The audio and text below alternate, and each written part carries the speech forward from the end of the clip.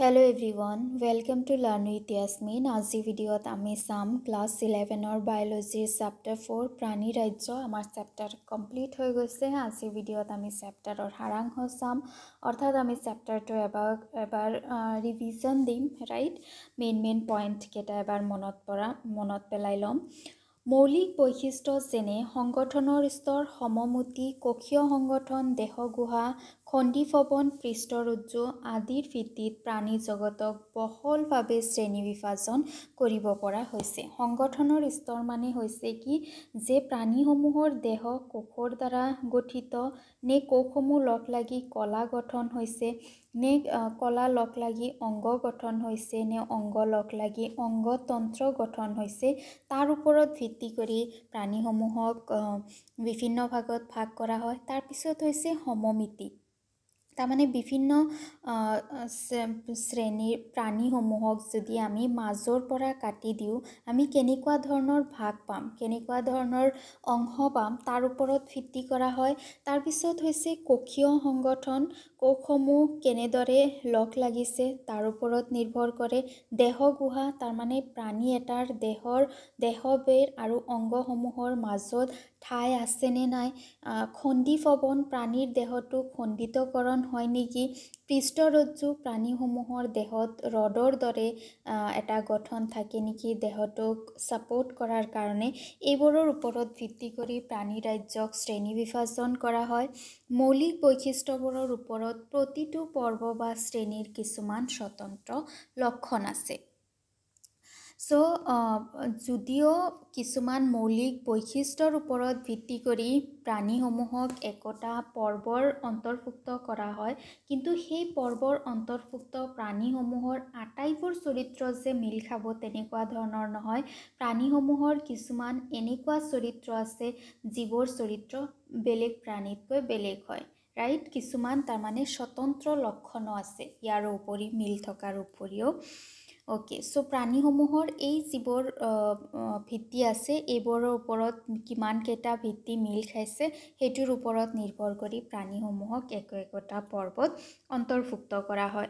ৰন্ধী প্ৰাণীবোৰ বহুকোষী, কক্ষীয় স্তৰৰ সংগঠন প্ৰদৰ্শন কৰে আৰু নিৰ্দিষ্ট কেশৰযুক্ত কোৱাইনচাইট থাকে। প্ৰথমটো যিটো আমাৰ প্ৰাণী ৰাজ্যৰ ভাগ হৈছে, একেবাৰে নিম্ন স্তৰৰ প্ৰাণী থাকে ইয়াৰ ভিতৰত, সেইটো হৈছে কি ৰন্ধী প্ৰাণী। ৰন্ধী প্ৰাণীসমূহৰ দেহত ৰন্ধ্ৰ থাকে, দেহটো বহুত কোষেৰে অৱস্থিত।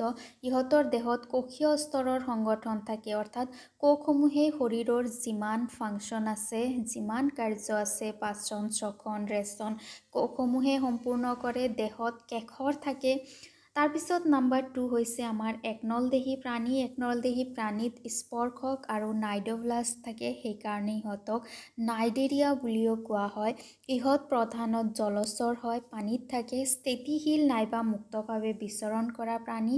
এইটো অন্তৰ্ভুক্ত, একনলদেহীৰ অন্তৰ্ভুক্ত কিছুমান প্ৰাণী আছে যিবোৰ একেটা ঠাইতে স্থিৰ হৈ থাকে, কিছুমান প্ৰাণী আছে যিবোৰ লৰচৰ কৰিব পাৰে। তাৰপিছত হৈছে তৃণভৰা পৰ্বৰ প্ৰাণীবোৰ সাগৰত থাকে, ইহঁতৰ ফণী ফলক থাকে, এইটো হৈছে ইহঁতৰ বিশেষ বৈশিষ্ট্য। চেপেটা কৃমিবোৰৰ দেহ চেপেটা আৰু দ্বিপাৰ্শ্বীয়ভাৱে সমমিত। পৰজীৱীবোৰত থোকক আৰু শাকতা থাকে। তাৰপিছত নেক্সট এইটো হৈছে আমাৰ নাম্বাৰ 3 তৃণভৰা। নাম্বাৰ 4 হৈছে আমাৰ চেপেটা কৃমি। চেপেটা কৃমিৰ দেহ একেবাৰে ফ্লেট হয়, চেপেটা হয়, এনেকুৱা ধৰণৰ চেপেটা দেহ হয়, আৰু ইহঁতক আমি দুটা ভাগত ভাগ কৰি সোঁ আৰু বাওঁ দুটা অংশ পাব পাৰোঁ, দ্বিপাৰ্শ্বীয়ভাৱে সমমিত হয়। ইহঁত পৰজীৱী হয়, যাৰ কাৰণে ইহঁতৰ দেহত শোষক শাকতা থাকে, যাৰ দ্বাৰা ইহঁতে পোষকৰ দেহৰ পৰা পুষ্টি গ্ৰহণ কৰিব পাৰে। তাৰপিছত নাম্বাৰ 4 হৈছে ঘূৰণীয়া কৃমি। ঘূৰণীয়া কৃমিবোৰৰ দেহত ভুৱা গুহিকা থাকে। ইয়াৰ আগৰ প্ৰাণীসমূহত কোনো ধৰণৰ গুহিকা নাছিল, কিন্তু ঘূৰণীয়া কৃমি হৈছে প্ৰথমটো পৰ্ব য'ৰ পৰা গুহিকাৰ দৰে কিবা অংশ দেখিবলৈ পোৱা গৈছে। গুহিকা নহয়, কিন্তু গুহিকাৰ দৰে এটা অংশ দেখিবলৈ পোৱা যায়। এইবোৰ পৰজীৱী হয় আৰু ইহঁত মুক্তজীৱী হয়। কিছুমান পৰজীৱী আনৰ ওপৰত নিৰ্ভৰ কৰে, কিছুমান মুক্তজীৱী যিবোৰে আনৰ ওপৰত নিৰ্ভৰ নোহোৱাকৈও জীয়াই থাকিব পাৰে। তাৰপিছত নেক্সটটো আমাৰ পৰ্ব হৈছে বলয়ী প্ৰাণী। বলয়ী প্ৰাণীবোৰ সমখণ্ডীয় খণ্ডীভৱন প্ৰদৰ্শন কৰে আৰু গুহিকাযুক্ত হয়। তাৰমানে সমখণ্ডীয় মানে কি ইহঁতৰ দেহটোৰ সমান সমান দূৰত্বত একোটা খণ্ড আছে, ৰাইট? আৰু ইহঁতৰ দেহত গুহিকা আছে। প্ৰথম প্ৰাণী যাৰ দেহত গুহিকা দেখিবলৈ পোৱা যায়। বলয়ী প্ৰাণীৰ উদাহৰণ হৈছে জোক, কেঁচু। আমি এইবোৰৰ দেহত খণ্ড দেখিবলৈ পাওঁ, স্পষ্ট খণ্ড আছে। তাৰপিছত হৈছে সন্ধিপদী প্ৰাণী। এইটো হৈছে আটাইতকৈ ডাঙৰ পৰ্ব। সন্ধিপদী প্ৰাণীত আটাইতকৈ বেছি প্ৰাণীগোষ্ঠী থাকে আৰু সিহঁতৰ প্ৰধান বৈশিষ্ট্য হ'ল সন্ধিযুক্ত অপাংগ, অৰ্থাৎ ইহঁতৰ দেহৰ যিবোৰ অংগ আছে যেনেকুৱা ভৰি, এইবোৰ সন্ধিযুক্ত হয়, জইণ্ট হয়। এনেকুৱা এটা অংশ এনেদৰে লগ লাগি পেলাই ইহঁতৰ ভৰি গঠন হয়। তোমালোকে পখিলা চাব পাৰা, সন্ধিপদীৰ অন্তৰ্ভুক্ত আটাইবোৰ পতংগ হয়। পখিলা, ফৰিং এইবোৰ ধৰি পেলাই চাব পাৰা, ইহঁতৰ ভৰিবোৰ চাবা জইণ্টযুক্ত হয়, ৰাইট? চ' সেইকাৰণে ইহঁতক সন্ধিপদী প্ৰাণী বুলি ইহঁতক কোৱা হৈছে। ইহঁতৰ কোমল দেহ কৃত্তিকাৰে তৈয়াৰী আৰু বহি কংকালেৰে আবৃত। সন্ধিপদী প্ৰাণীবোৰৰ যিটো কংকাল থাকে, আমাৰ কংকাল দেহৰ ভিতৰত থাকে, কিন্তু সন্ধিপদী প্ৰাণীৰ দেহৰ ভিতৰত চফ্ট থাকে কিন্তু বাহিৰত টান থাকে। তাৰমানে ইহঁতৰ কংকালটো দেহৰ বাহিৰত থাকে আৰু দেহটো অকণমান কাছৰ দৰে হয়, ৰাইট? সেই কিহৰ কাৰণে হয়? কাৰণ দেহত কৃত্তিকা থাকে। তাৰপিছত হৈছে কোমলদেহী প্ৰাণী। কোমলদেহী প্ৰাণীবোৰ কোমল আৰু চূণজাতীয় দ্ৰৱৰে গঠিত খোলাৰে আবৃত, যেনেকুৱা শামুক। চ' এইবোৰ বহুত চফ্ট হয়, কোমল হয়, চূণজাতীয় পদাৰ্থৰ দ্বাৰা ইহঁতৰ দেহটো আবৃত হয়। তাৰপিছত হৈছে কণ্টকচৰ্মী প্ৰাণী। কণ্টকচৰ্মী প্ৰাণী, কণ্টক মানে হৈছে কাঁইট, অৰ্থাৎ দেহটো কাঁইটৰ দৰে হয়। দেহৰ যিটো আৱৰণি আছে, দেহৰ আৱৰণিত কাঁইটযুক্ত হয়, গতিকে ইহঁতক কণ্টকচৰ্মী প্ৰাণী বুলি কোৱা হয়। ইহঁতৰ মুখ্য বৈশিষ্ট্য হ'ল পানী সংবহন তন্ত্ৰৰ উপস্থিতি। ইহঁতৰ দেহত পানী সংবহন তন্ত্ৰ থাকে। তাৰপিছত হৈছে হেমিকৰ্ডেটা। হেমিকৰ্ডেটা কৃমি সদৃশ সাগৰীয় প্ৰাণীৰ এটা সৰু গোষ্ঠী। ইয়াক প্ৰথমতে কৰ্ডেটাৰ অন্তৰ্ভুক্ত কৰা হৈছিল, কিন্তু কণ্টকচৰ্মীৰ সৈতে ইহঁতৰ মিল বেছি থকাৰ কাৰণে ইহঁতক বেলেগ এটা পৰ্বত অন্তৰ্ভুক্ত কৰা হৈছে। এইটো এটা বহুত সৰু গোষ্ঠী হয় আৰু দেখিবলৈ কৃমিৰ দৰে, পলুৰ দৰে দেখিবলৈ পোৱা যায়। ইহঁতৰ চুঙাকৃতিৰ দেহত প্ৰবচিছ কলা আৰু কাণ্ডত বিভক্ত হয়। ইহঁতৰ দেহটো প্ৰবচিছ থাকে, কলা আৰু কাণ্ডত দেহটো বিভক্ত হয়। তাৰপিছত হৈছে আমাৰ পৃষ্ঠদণ্ডী প্ৰাণী, একেবাৰে উন্নত প্ৰাণী। পৃষ্ঠদণ্ডী প্ৰাণী। পৃষ্ঠদণ্ডী প্ৰাণীবোৰৰ ভ্ৰূণীয় গতে জীৱনকালত পৃষ্ঠৰজ্জু থাকে। পৃষ্ঠদণ্ডী প্ৰাণীৰ ৰড এটা থাকে, এটা দণ্ডৰ সদৃশ এটা গঠন থাকে দেহত, যিটোৱে দেহটোক ছাপোৰ্ট কৰে। পৃষ্ঠদণ্ডীৰ সাধাৰণ লক্ষণবোৰ হ'ল পৃষ্ঠীয় ফপলা স্নায়ুৰজ্জু আৰু যুগ্মীয় ফুলৰন্ধ্ৰৰ উপস্থিতি। কিছুমান মেৰুদণ্ডী প্ৰাণীৰ হনু নাথাকে, যদিও বেছিভাগৰে হনু থাকে। এতিয়া মেৰুদণ্ডী মানে কি? কিছুমান পৃষ্ঠদণ্ডী প্ৰাণী আছে যিবোৰৰ পৃষ্ঠদণ্ডটো পিছত মেৰুদণ্ডৰ দ্বাৰা ৰিপ্লেচ হয়, পৃষ্ঠদণ্ড নোহোৱা হৈ যায় আৰু মেৰুদণ্ড আহে, আৰু তেনেকুৱা ধৰণৰ প্ৰাণীসমূহক মেৰুদণ্ডী প্ৰাণী বুলি কোৱা হয়। মেৰুদণ্ডী প্ৰাণীসমূহক আকৌ দুটা ভাগত ভাগ কৰা হৈছে, এটা হৈছে হনুযুক্ত আৰু এটা হৈছে হনুহীন প্ৰাণী। চ' চাইক্লষ্টমাটা হৈছে হনুহীন প্ৰাণী। চাইক্লষ্টমাটা হনুহীন প্ৰাণী হয়, যাৰ বহুত প্ৰজাতি লুপ্ত হৈ গৈছে, কিছুমান আছে। ইহঁত আটাইতকৈ আদিম মেৰুদণ্ডী প্ৰাণী, মাছৰ বহিৰ পৰজীৱী হিচাপে বাস কৰে আৰু এইটো এটা আদিম পৰজীৱী প্ৰাণী হয়। মাছৰ দেহৰ বাহিৰত থাকে, ভিতৰত নাথাকে, দেহৰ বাহিৰত থাকি তাৰ পৰা পুষ্টি গ্ৰহণ কৰে। দুটা অতি শ্ৰেণী যেনে মৎস্য আৰু চতুষ্পদী হনুযুক্ত ভাগত বিভক্ত কৰা হৈছে। ইয়াৰে যিটো হনুযুক্ত অংশ আছে, হনুহীনৰ পিছত যিটো হনুযুক্ত অংশ আছে, তাক দুটা ভাগত ভাগ কৰা হৈছে। এটা হৈছে মৎস্য বা মাছ আৰু এটা হৈছে চতুষ্পদী। চতু মানে হৈছে চাৰি, পদী মানে হৈছে ভৰি, চাৰি ভৰিযুক্ত প্ৰাণী।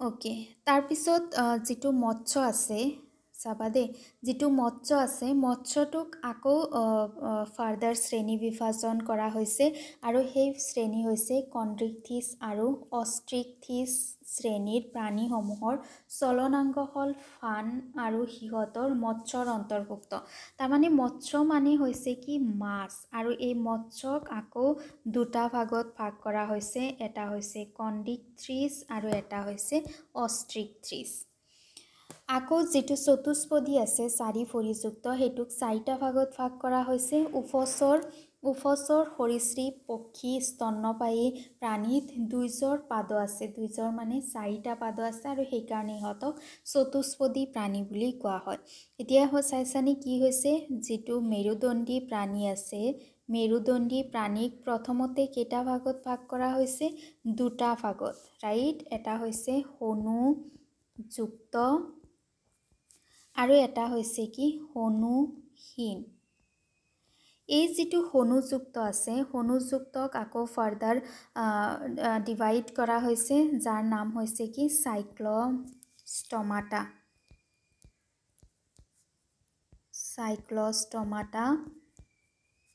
আৰু এই যেটো হনুযুক্ত আছে এটো হনুযুক্ত দে সৰি এটো হনুযুক্ত এটো হনুহীন এই যেটো হনুযুক্ত আছে ইয়াক আকৌ ভাগ কৰা হৈছে কি ভাগত মৎস্য আৰু চতুষ্পদী দুটা ভাগত ভাগ কৰা হৈছে মৎস্যক আকৌ দুটা ভাগত ভাগ কৰা হৈছে কন্ড্ৰিকথিছ আৰু অষ্ট্ৰিকথিছ চতুষ্পদীক আকৌ চাৰিটা ভাগত ভাগ কৰা হৈছে ভাগ চাৰিটা হৈছে কি উফচৰ সৰীসৃপ পক্ষী আৰু স্তন্যপায়ী উফচৰ জীৱৰ প্ৰাণী আছে হেবোৰ স্থল আৰু জল দুয়োটা অৱস্থানতে থাকে উভয়তে থাকে সেই কাৰণে ইহঁতক উভচৰ প্ৰাণী বুলি কোৱা হয় সৰীসৃপ প্ৰাণীসমূহ শুকান হয় কঠুৱা ছালৰ উপস্থিতি হয় আৰু ইহঁত চুচৰি যায় ইহঁতৰ যেটো মুভমেন্ট হয় হেতু চুচৰি যায় মাটিৰ ওপৰেদি সেই কাৰণে ইহঁতক সৰীসৃপ প্ৰাণী বুলি কোৱা হয় মৎস্য উভচৰ আৰু সৰীসৃপবোৰ হৈছে শীতল ৰক্তি প্ৰাণী অৰ্থাৎ বাহিৰৰ যদি উষ্ণতাৰ পৰিৱৰ্তন হয় ইহঁতে দেহৰ উষ্ণতা পৰিৱৰ্তন কৰিব নোৱাৰে যেনেকুৱা আমি শীতল ৰক্তি নহয় আমি হৈছো কি উষ্ণ ৰক্তি আমাৰ যদি দেহৰ বাহিৰত যদি বহুত বেছি ঠাণ্ডা হয় আমাৰ শৰীৰ কঁপিবলৈ ধৰে শৰীৰ কঁপিলে আমাৰ গা তেতিয়া গৰম হয় ৰাইট শৰীৰটোৰ কি হ'বলৈ ধৰে এক্সাৰসাইজ হ'বলৈ ধৰে বা আমাৰ গুজবাম আহে তেতিয়া আমাৰ শৰীৰটো গৰম হয় সেই কাৰণে আমি হৈছো কি উষ্ণ ৰক্তি প্ৰাণী ইয়াতে চোৱা পক্ষীবোৰ হৈছে উষ্ণ ৰক্তি আৰু সিহঁতৰ দেহ পাখিৰে আবৃত আৰু অগ্ৰপাৰ্যৰ ডেউকালৈ ৰূপান্তৰিত পক্ষীবোৰেও নিজৰ দেহৰ উষ্ণতা নিয়ন্ত্ৰণ কৰিব পাৰে ইহঁতৰ দেহত ডেউকা আছে যাৰ দ্বাৰা ইহঁতে মুভমেন্ট কৰে এঠাইৰ পৰা আন ঠাইলৈ যায় আৰু হেতু ডেউকা কি হয় চাৰিটা ভৰিৰ দুটা ভৰি ৰূপান্তৰিত হৈ ডেউকা সৃষ্টি হয় আৰু পশ্চাৎ পাদজোৰ খোজকাঢ়িবলৈ বা হাতুৰিবলৈ গছৰ ডালক আলংগন কৰি তাৰ পৰা পতংগ উলিয়াই খাবলৈ ইহঁতে ব্যৱহাৰ কৰে তাৰ পিছত শেষত হৈছে স্তন্যপায়ী প্ৰাণীৰ বিশেষত্ব হৈছে ইহঁতৰ স্তন গ্ৰহন্তি থাকে যাৰ পৰা গাখীৰ উৎপন্ন হয় আৰু ইহঁতে পোৱালি খুৱায় আৰু ইহঁতে পোৱালি জগাব পাৰে স্তন্যপায়ী প্ৰাণীৰ ভিতৰত মানুহ গৰু ছাগলী বান্দৰ শহাপহু নিগনি এই আটাইবোৰ পৰে সো এইটো আছিল আমাৰ চেপ্টাৰৰ সাৰাংশ ৰাইট আমি নেক্সট ভিডিঅ'ৰ পৰা চেপ্টাৰৰ কোৱেশ্চন এনসাৰ সমূহ আলোচনা কৰিম আজি ভিডিঅ' কেনেকুৱা পালা জনাবা ভাল লাগিলে লাইক কৰিবা বন্ধু বান্ধৱৰ সৈতে ভিডিঅ' শ্বেয়াৰ কৰিবা আৰু চেনেল সাবস্ক্ৰাইব কৰিবা থ্যাংক ইউ